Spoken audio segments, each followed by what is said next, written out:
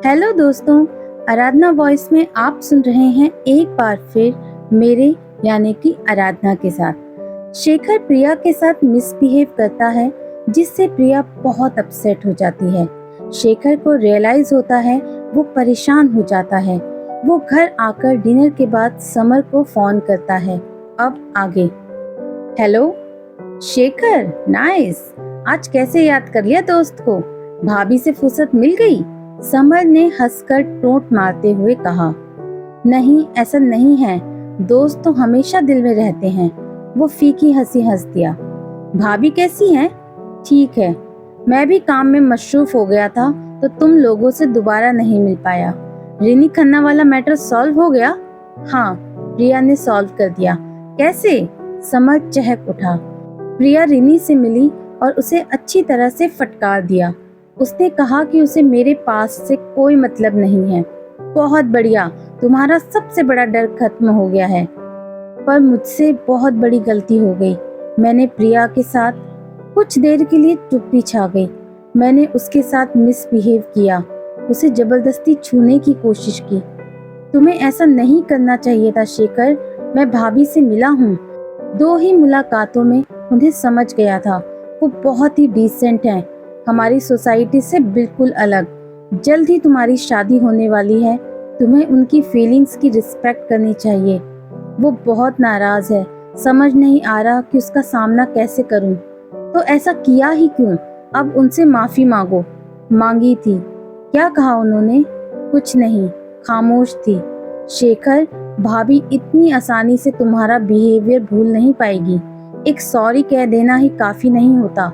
उनके पास जाओ और उन्हें एहसास दिलाओ कि तुम अपने किए पर शर्मिंदा हो। पर वर कुछ नहीं, तुमने अच्छा नहीं किया। शेखर फोन रखकर सोचने लगा, इस एक गलत स्टेप से हमारा रिश्ता तबाह हो सकता है। ओह गॉड, मुझे अपनी गलती सुधारनी होगी। मेरे लिए ये कोई बड़ी बात नहीं है, पर प्रिया और मुझ में बहुत फर्क है।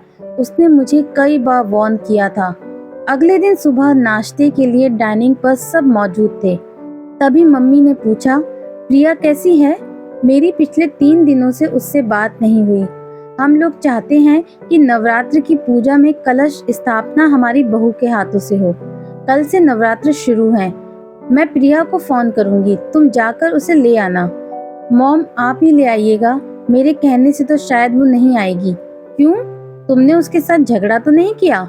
मुझे कल बहुत काम है, इसलिए मैं फोन करूंगी, तुम उसे लाओगे। उन्होंने प्रिया को फोन मिलाया। हेलो प्रिया बेटा, कैसी हो? जी मम्मी प्रणाम, आप कैसी हैं? तुम्हारी तबीयत तो ठीक है, ऐसे क्यों साउंड कर रही हो? कुछ नहीं मम्मी, कल से फीवर है। शेखर आ जाएगा, डॉक्टर को दिखा देते हैं। मम्मी, मैं दवा ले रही हूँ। बेटा, कल से नवरात्र की पूजा शुरू होगी। मैं सोच रही थी कि पूजा तुम्हारे हाथों से करवाई जाए, पर तुम्हारी तबीयत ठीक नहीं है तो कोई बात नहीं। Sorry mummy. फोन रखने के बाद उन्होंने शेखर से पूछा, प्रिया को फीवर हुआ है? तुम्हारी उससे बात हुई? शेखर ने इनकार में सिर हिलाया। जाकर मिलाओ उससे, तबीयत ठीक रहेगी तभी पूजा में बैठ पाएगी। प्रिया की तबीयत का सुनकर शेखर बेचैन हो गया। कुछ देर सोचता रहा, फिर सीधे ऑफिस निकल गया। ऑफिस में उसे कुंदन का फोन आया। सर, आज आपकी वाइफ ऑफिस नहीं गई है। चलो ठीक है, मैं देखता हूँ। ऑफिस में उसका पूरा दिन बेचैनी में बीता। शाम होते ही वो ऑफिस से निकल गया। ड्राइव करते हुए उसे घुटन महसूस होने लगी तो उसने अपना कोट उतारकर कार की पिछली सीट पर डाल दिया। प्रिया से मिलने का सोचकर उसे डर महसूस हो रहा था। क्या पता उसने दीदी को मेरी हरकत के बारे में बताया हो। जल्द ही वो दी के घर पहुंच गया। उसे देखकर ही दी मुस्कुराई। हद है शेखर, हमारी प्रिया की तबीयत खराब है और तुम उसे देखने अब आ रहे हो। दी सॉरी, किसी काम में फंस गया था। जाकर प्रिया से मिल लो, वो अपने रूम में है, चाय वहीं भिजवाती हूँ। शेखर प्रिया के रूम में चला गया। वो आंखें बंद करके करवट में लेटी हुई थी। शेखर ने धीरे से उसके माथे को छुआ। उसने आंखें खोल दी। वो शेखर को देखकर चौंक पड़ी। फीवर हुआ है, दवा ली? प्रिया खामोश थी। माफ नहीं करोगी? शेखर का गला भर आया। वो उसके पास बैठ गया। I hate myself. Sorry. Priya के आंसू निकल पड़े। शेखर उसे ध्यान से देख रहा था। उसके गले पर निशान देख शेखर ने नजरें झुका ली। इतने में दी चाय लेकर आ गई। प्रिया उठकर बैठ गई और उसने अपनी गर्दन के इर्द गिर्द दुपट्टा लपेट लिया। उठो, चाय पी लो प्रिया। नहीं दी, मन नहीं है। ऐसा नहीं चलेगा।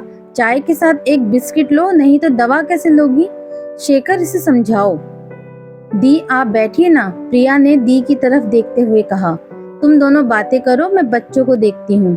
उनके जाने के बाद प्रिया शून्य में ताकने लगी। प्रिया, चुप मत रहो। तुम्हें मुझे डांटना है डांट लो, चाहे तो थप्पड़ भी मार सकती हो। उसने प्रिया का हाथ अपने हाथों में ले लिया। प्रिया ने अपना हाथ पीछे खींचकर गर्दन झुका ली। शेखर, मैंने हमेशा आप पर भरोसा किया था, पर मुझे भरोसा करने का आपने ये इनाम दिया। मैं आपकी तरह हाई सोसाइटी से बिलोंग नहीं करती, पर इतना जरूर जानती हूँ, शादी से पहले आपका दिया हुआ ये टैग मेरे कैरेक्टर को डिफाइन करेगा। कहते हुए उसने अपनी गर्दन से दुपट्टा हटा दिया। दी देखेगी तो क्या कहेगी? वो कहेगी कि 15 दिनों बाद शादी है और मेरी बहन। शेखर, हमें इस रिश्ते के बारे में दोबारा सोचना चाहिए। क्या पता शादी के बाद आप मुझे पसंद ना करें, क्योंकि मेरी सोच आपसे बिल्कुल अलग है। शेखर चुपचाप सुन रहा था। सोसाइटी और स्टेटस का फर्क इस रिश्ते को पनपने नहीं देगा। ठीक है, मैं मानता हूँ कि मैंने बहुत बड़ी गलती की है, पर उसकी इतनी बड़ी सजा मुझे मंजूर नहीं है। वो उग्र हो उठा। हमारे रिश्ते की डोर को इतना मत खींचो कि टूट ही जाए। याद रखना, मेरे लिए तुम नहीं तो कुछ भी नहीं। जब से मिली हो, जिंदगी के मायने बदल गए हैं, और अगर तुम दूर हुई तो मेरा मरा हुआ मुंह देखोगी। शेखर, आप मुझे ब्लैकमेल कर रहे हैं। ये प्यार नहीं, पागलपन है। अगर आप मुझे प्यार करते हैं तो आप अपने आप को नुकसान नहीं पहुंचाएंगे। इतनी खुदगर्जी ठीक नहीं है। प्यार जीने की वजह होता है, किसी के दर्द की वजह नहीं बन सकता। मुझे मोहब्बत ने हमेशा दर्द दिया है, तुम नहीं समझ पाओगी। कल आपने जो कुछ भी किया वो क्या था? काश कोई रिवर्स बटन होता तो मैं उस वक्त को बदल देता, पर जो हुआ उसे बदला नहीं जा सकता। तुम क्या चाहती हो? मैं हम दोनों की फैमिली के सामने तुमसे माफी मांगूं? तो मैं वो भी कर लूंगा। हाँ, आप तो आसानी से ऐसा कह देंगे, फिर जो किसी को पता नहीं है वो सबको पता चल जाएगा। कुछ देर की खामोशी के बाद शेखर ने फोन मिलाकर स्पीकर पर डाल दिया। हेलो। हाँ मॉम, मैं प्रिया के साथ हूँ। प्रिया कैसी है? प्रिया ये सुनकर घबराकर उसे देखने लगी। उसने फोन रखने का इशारा किया। मॉम, उसकी तबीयत ठीक नहीं है, उसे फीवर है। मॉम, मैंने प्रिया को हर्ट किया है। क्या मतलब? मैंने उसके साथ क्या? उसके साथ जबरदस्ती कोशिश। उसकी आवाज कांप उठी। दिमाग खराब है तुम्हारा? शेखर, ये तुमने क्या किया? How dare you? मॉम गुस्से से चिल्ला उठी। प्रिया को फोन दो। मॉम, फोन स्पीकर पर है। प्रिया बेटा, मुझे सुन रही हो? जी मम्मी। इसने मुझे और मेरी परवरिश को शर्मिंदा कर दिया। मैंने हमेशा इसे सबकी रिस्पेक्ट करना सिखाया था, पर आज इसने सब कुछ मिट्टी में मिला दिया। इसकी दादी ये सुनकर बहुत दुखी होंगी। प्रिया, तुम्हें पूरा हक है, तुम इसे जो सजा देना चाहो दे सकती हो।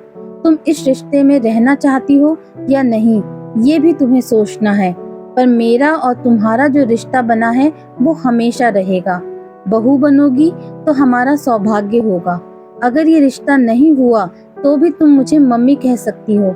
मेरे बेटे ने जो कुछ किया उसके लिए मैं तुमसे माफी मांगती हूँ। शेखर ने फोन ऑफ कर दिया। दीदी को बुलाओ, उनसे भी कह देता हूँ। प्रिया बिस्तर से उठकर उसके सामने खड़ी हो गई। नहीं, आप दी से कुछ नहीं कहेंगे। क्यों नहीं? मैं उन्हें जवाब नहीं दे पाऊंगी। चलता हूँ, आगे तुम्हारी मर्जी है। तुम इस रिश्ते का जो करना चाहो कर सकती हो, अब मैं नहीं रोकूंगा। आखिर गलत तो हुआ है। वो लुटे हुए जुआरी की तरह खड़ा था। कुछ देर बाद वह सिर झुकाकर बाहर निकल गया। इस बार न शेखर ने पीछे मुड़कर देखा, न प्रिया ने उसे रोका। तो क्या एक बार फिर तकदीर बदली थी, वक्त बदल गया था। एक बार फिर प्यार का मौसम बीत चुका था। पतझड़ लौटा था, पीले पत्ते शाख से जुदा हो रहे थे। अगर हिस्से में आई थी तो सिर्फ तन्हाई। क्या उनकी मोहब्बत का अंत ऐसा होना चाहिए था? क्या यही अंत था मर मिटने वाले प्रेम का? दोस्तों, भाग 29 एक बार फिर कहानी का अंतिम भाग होगा। आप सब लोग इस कहानी में मेरे साथ चले। आप सभी का बहुत बहुत आभार। आपको अगर आज की कहानी पसंद आई हो तो प्लीज मुझे कमेंट करके जरूर बताइएगा। कहानी पसंद आई हो तो इसे लाइक शेयर कर दीजिएगा। चैनल पर पहली बार आए हैं तो चैनल को सब्सक्राइब जरूर कीजिएगा। मिलती हूँ आपको इस कहानी के अंतिम भाग में। तब तक के लिए बाय बाय।